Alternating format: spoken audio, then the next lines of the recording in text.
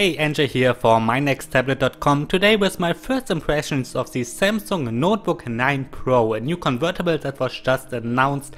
I had the chance to check it out just a bit at an event from Microsoft during Computex 2017 here in Taiwan. Here are my first impressions. The Samsung Notebook 9 Pro is another convertible notebook with a touchscreen that can be rotated around 360 degrees.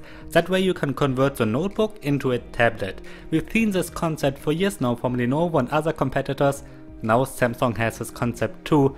I quite like the design so far. Its body is mostly made out of aluminium and it feels nice in your hands. There's a webcam above the display that also supports Windows Hello.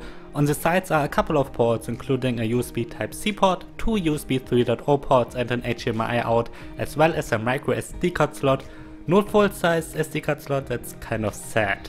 There's another slot on the Notebook 9 Pro and this one is meant for the SPen. There are a lot of competitors with an active stylus out there, but Samsung is one of a few manufacturers who actually offer you a convenient way to store the pen inside the body. Even the latest tablets from Samsung don't offer that. That comes with a price though, because the S Pen has to fit inside the body. It's pretty slim. Way slimmer than the pens from most competitors, so it might be not as comfortable to hold for a long period of time. What's nice though is that you don't need a battery with the pen and you don't need to charge it, it just works. Even though there's Windows 10 running on the notebook, the S Pen works very similar to the one under Android. Samsung even ported the air commands over that we've seen for years now from the Galaxy Note series. Obviously it supports all the Windows Ink features as well. You can do some handwriting, drawing, use it in the Edge browser, and by the way, the S Pen supports over 4000 pressure points, just like the new Surface Pen from Microsoft.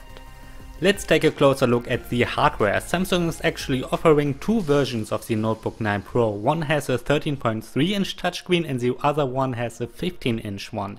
Both have a Full HD resolution at 1920 by 1080, which is actually quite low, especially for the 15-inch display.